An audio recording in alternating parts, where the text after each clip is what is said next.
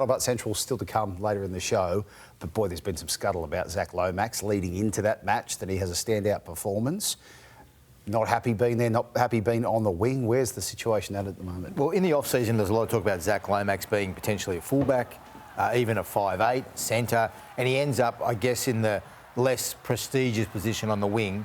And there's been talk, that he's not particularly happy about it, but geez, he played well. And it could actually be his position. And there's some talk that the Dragons are saying, listen, see how you go over the next few weeks. If you want to start talking about leaving the club, we might have a chat to you in a few weeks' time.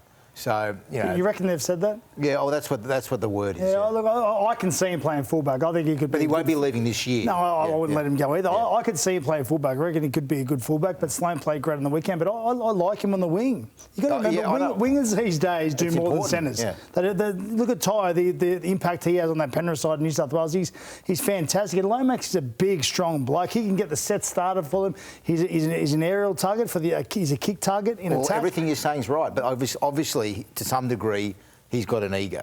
I don't know if you know Zach at all. I've had a little bit to do with him.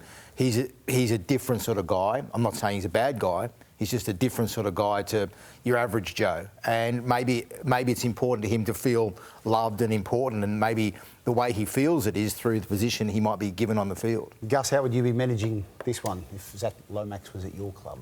Well, the coach has picked him on the wing for a reason. If you go back, and I'm saying this is part of Flanagan's style too. I mean, back when the Sharks won the comp, your outside backs were outstanding. In the yardies, the work that they did in the middle of the field, they had big, strong outside backs, centres and wingers. And when you look at these four outside backs now for the Dragons, they've got the ability to do that, to come in and make metres, to defend well, to run the ball well. And I think Zach Lomax can be a real weapon for him on the wing. I think Zach Lomax is a terrific player. I've been saying for some years that he's origin quality because he's got that toughness. He's the best kick chaser in the game. He makes things happen. He forces errors in the opposition. He's really physically willing to get involved in the game.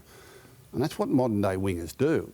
I mean, I think right at the moment for that team, Shane Flanagan's probably got it pegged right. He's moved Jack Bird back to the centres because that's where he thinks he should be, which gives him another big outside back, Sully, Ravalawa, and then he's got the whiz kid at the back who can do all the flamboyance and the backing, the supporting up in the middle of the field. I think it's a good balance for the team at the moment. So the player's got to listen to the coach. It's what's best for the team right at the moment. Now, in time, Zach Lomax is on a very big contract. You probably don't want to be paying your wingers that amount of money. So it's going to come down to them, well, are we going to pay our winger that amount of money going forward? And how's that going to affect our cap and our ability to retain players? And Zach Lomax, whether he thinks that he can play representative football on the wing or he just doesn't want to play on the wing anymore, that's something for him and the coach to do. But right at the moment, the coach is right. That's the best for the team. Right. And winning silences, all that sort of stuff as well.